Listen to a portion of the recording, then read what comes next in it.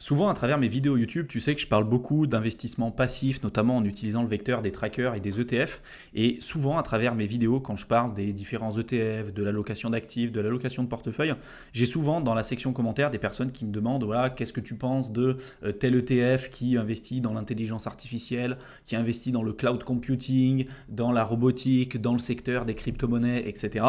Et ma réponse, elle est toujours à peu près identique, hein. C'est-à-dire que je vais essayer de te donner, là, dans cette vidéo, l'objectif, c'est de te présenter les avantages et les inconvénients, mais j'avais déjà fait une vidéo à ce sujet avec des études académiques que je t'invite à aller voir pour aller beaucoup plus loin sur ce que je vais essayer de t'évoquer dans cette vidéo, principalement axé sur les ETF à thématique, d'accord. Dans cette vidéo, je te montrais concrètement que souvent, les ETF à thématique, c'était souvent lancé dans des moments où il y avait énormément de demandes, que souvent, quand on va lancer un ETF, je ne sais pas, sur les crypto-monnaies ou sur l'intelligence artificielle, c'est qu'a priori, il y a beaucoup de demandes. Les boîtes qui vont émettre des ETF, elles le font qu'à partir du moment où il y a suffisamment de demandes et que ça va être rentable pour elles. Et historiquement parlant, c'est ce que montrent les études académiques, c'est que souvent quand ces ETF sont lancés et sont mis en circulation, souvent on se situe plutôt dans des périodes d'euphorie, de bulle, un petit peu, ou de spéculation à outrance. Et donc souvent, c'est des ETF qui ont tendance à sous-performer, si tu veux, sur le long terme. Pas forcément tous, mais généralement, c'est un peu comme ça que ça se passe. Donc avant de rentrer dans le détail et que je puisse t'expliquer dans cette vidéo un petit peu le fond de ma pensée et te présenter les avantages et les inconvénients des ETF à thématique, si c'est ton objectif et si c'est l'approche et la stratégie que tu veux mettre en place, je t'invite à regarder ma précédente vidéo qui traite de ce sujet-là, qui s'intitule donc les ETF à thématique sont à éviter. Tu le retrouveras dans la playlist bourse, donc n'hésite pas à aller y jeter un coup d'œil. Là, je vais te présenter du coup les avantages. Si jamais aujourd'hui, malgré tout ce que je t'ai dit tout à l'heure, et après avoir visionné la première vidéo, tu te dis, vas-y, j'ai quand même envie d'investir dans des ETF à thématique, je vais te présenter les avantages et ensuite les inconvénients parce qu'il y en a quand même quelques-uns. Donc les avantages, c'est que premièrement, le premier gros avantage, c'est que tu vas pouvoir cibler un secteur spécifique. Aujourd'hui, c'est assez compliqué quoi, si tu veux le faire, à part de sélectionner des entreprises individuellement, de faire du stock picking ou ce que tu veux, avec tous les problèmes qui sont liés au stock picking, hein. On sait que la gestion passive, ça a tendance sur le long terme et en globalité à surperformer ceux qui vont essayer de déterminer là où les entreprises qui vont essayer de surperformer le marché. Donc on sait que la gestion passive fonctionne bien, mais c'est quand même assez compliqué si tu vas dans du S&P 500, si tu vas dans du MSCI World, de cibler un secteur spécifique et surtout des secteurs qui peuvent avoir le vent en poupe en ce moment. D'accord ? Typiquement, le secteur de l'intelligence artificielle, si tu investis dans le S&P 500, tu peux être exposé indirectement au secteur de l'intelligence artificielle à condition que dans les 500 plus grandes entreprises américaines, il y en ait une à un moment donné qui opère dans le secteur de l'intelligence artificielle. Mais si tu veux t'exposer aujourd'hui exclusivement au secteur de l'intelligence artificielle, avec les ETF communs et classiques, ça reste quand même assez compliqué. Donc l'un des gros avantages, c'est déjà de pouvoir t'exposer à un secteur spécifique et en plus de ça, c'est pas le cas tout le temps, il faut faire attention, mais ça peut te permettre aussi d'être diversifié dans ce secteur-là spécifique. Il faut faire attention. Il y a par exemple, à un moment donné, je t'en avais parlé des ETF à thématique et je t'avais parlé des ETF notamment dans la thématique de la robotique, et des drones, etc.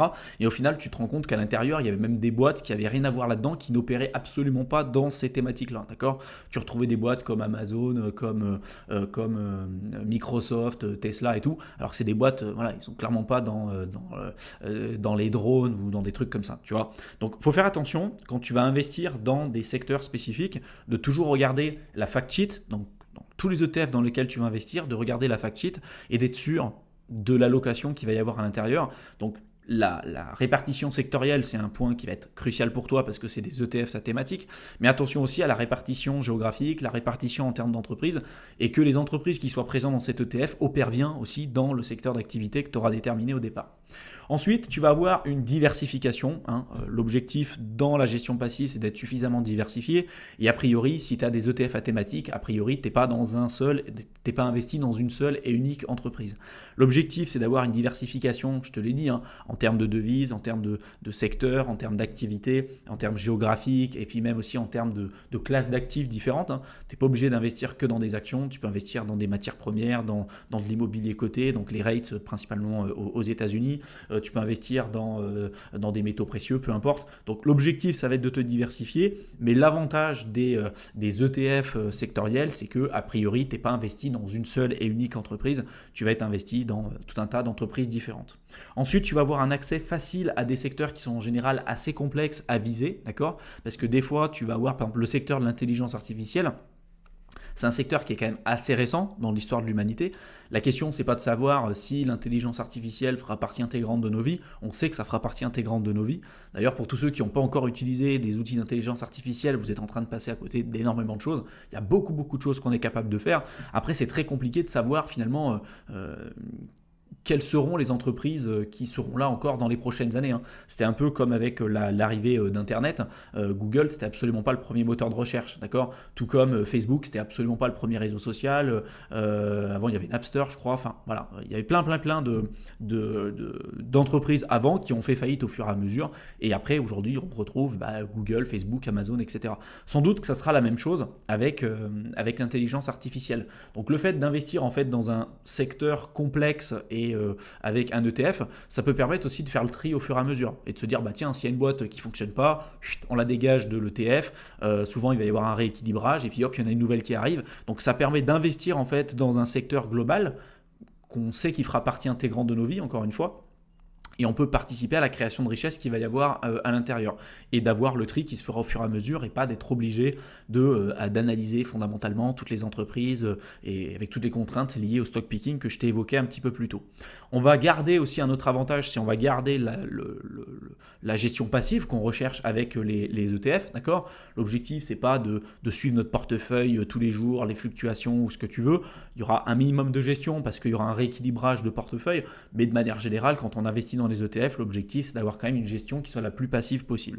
Donc ça, c'était principalement pour les avantages. Je te les répète, ciblage d'un secteur spécifique, une diversification, un accès facile à des secteurs relativement complexes à viser individuellement aujourd'hui et également aussi avoir une gestion qui soit la plus passive possible.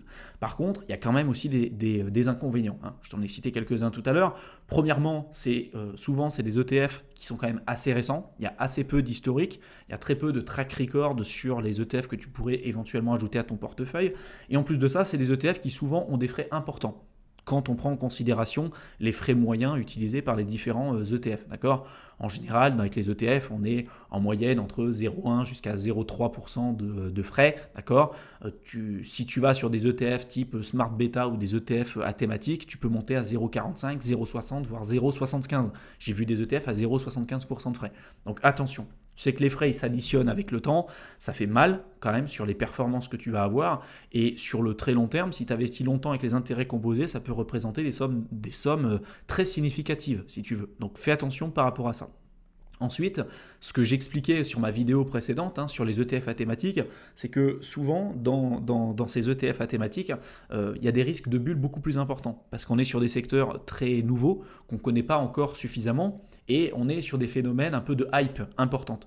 C'est le cas donc de l'intelligence artificielle, c'est le cas de la robotique, c'est le cas d'Internet avec l'explosion de la bulle dans les années 2000, c'est le cas des cryptos sur lesquels j'investis maintenant depuis un certain temps. Tu vois, comme à chaque fois, l'idée c'est pas de dire c'est une bulle, ça repose sur rien, ça n'existera pas, d'accord ? Les cryptos, on sait que ça fera partie de nos vies, l'intelligence artificielle, on sait que ça fera partie de nos vies, bref. Tu vois, le débat, il est clairement pas là. Par contre, souvent, et c'est ce que je t'ai évoqué un petit peu plus tôt, souvent, les boîtes et les entreprises qui vont émettre ces ETF, elles vont le faire à des moments très spécifiques, souvent dans des moments où il va y avoir une demande très importante pour ce genre d'ETF. Et quand il y a une demande importante, quand tout le monde veut investir au même moment sur un sujet particulier, l'intelligence artificielle, les cryptos, etc., en général, tu le sais, c'est pas le meilleur moment pour pouvoir placer tout simplement ton argent dessus.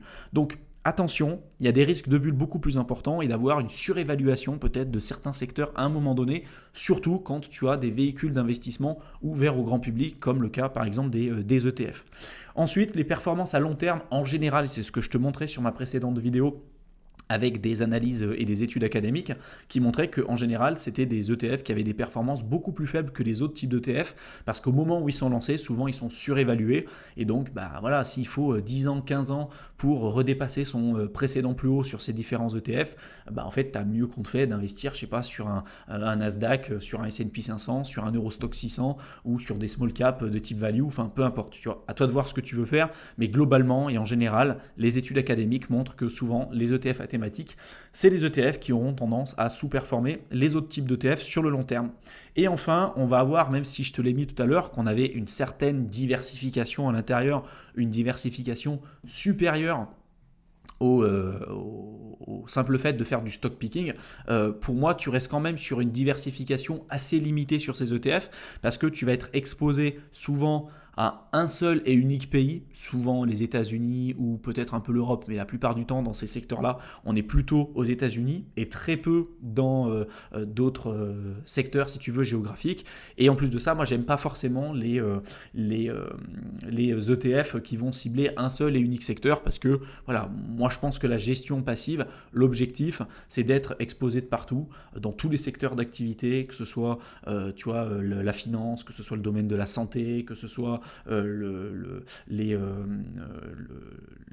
besoins de première nécessité, peu importe le secteur, pour moi il faut être présent de partout, en termes de secteur d'activité, que ce soit aussi en termes de devises si tu peux, que ce soit en termes d'actifs. Tu n'es pas obligé d'investir que sur les actions, tu peux investir sur les obligations, les métaux précieux, tu peux investir aussi pas forcément que sur les larges capitalisations, tu peux investir sur les moyennes capitalisations, les mid-cap, les small-cap, etc., etc. Tu peux choisir des ETF Smart Beta pour te focaliser plutôt sur l'aspect momentum, sur l'aspect value. Et là, il y a un vrai recul. Souvent, on est sur des ETF qui fonctionnent très bien avec un vrai historique et qui souvent ont tendance à nettement mieux performer que des ETF, si tu veux, à thématique et qui sont souvent en plus bien plus diversifiés que ce genre d'ETF. Voilà. Donc fais attention, regarde bien à chaque fois la fact sheet, la fiche de renseignement de ton ETF. Fais attention qu'il n'y ait pas de doublon. Si tu as déjà un ETF sur le S&P 500 et que tu investis, je sais pas, sur un ETF, sur une thématique particulière et qu'à l'intérieur, le top 10 des constituants de ton ETF, tu retrouves Amazon, Facebook, Apple, etc. Au final, tu te rends compte que tu es déjà exposé avec ton ETF du S&P 500 et que ça ne sert à rien de te surexposer juste parce qu'il y a le titre robotique, intelligence artificielle sur ces trucs-là, que tu seras forcément plus diversifié, que tu seras forcément plus exposé à ce secteur. Il y a plein de bullshit là-dedans, donc fais attention. Il y a énormément d'argent à se faire pour les fonds qui vont émettre ce genre d'ETF et des fois, ils font pas non plus tout ce qu'ils veulent et souvent ils font le travail aussi un peu vite. Juste parce qu'il y a un titre intelligence artificielle ou robotique, les gens se jettent dessus et souvent à tort. Voilà. Donc fais attention à ça, regarde bien ma précédente vidéo et normalement avec ce que je t'ai dit, qui arrive, tu as normalement une vision un peu plus claire sur les avantages et les inconvénients des ETF à thématique. Si tu veux aller un petit peu plus loin et si tu t'intéresses à la gestion passive, n'hésite pas à télécharger dans la barre d'infos le fichier PDF que j'aurais préparé pour toi, où je te liste tous les meilleurs ETF à la fois sur PEA, sur compte titre, les meilleurs ETF Smart Beta pour te permettre d'aller beaucoup plus loin. En général, la sélection des ETF, c'est ce qui demande le plus de temps, en tout cas pour les débutants. Donc c'est un travail que j'ai fait pour toi. N'hésite pas à le télécharger, je te mets le lien dans la barre d'infos, tu cliques dessus, tu rentres ton adresse mail et tu verras, je t'enverrai le contenu directement dans ta boîte de réception. Je te souhaite une excellente fin de soirée et je te retrouve dans une prochaine vidéo. À bientôt.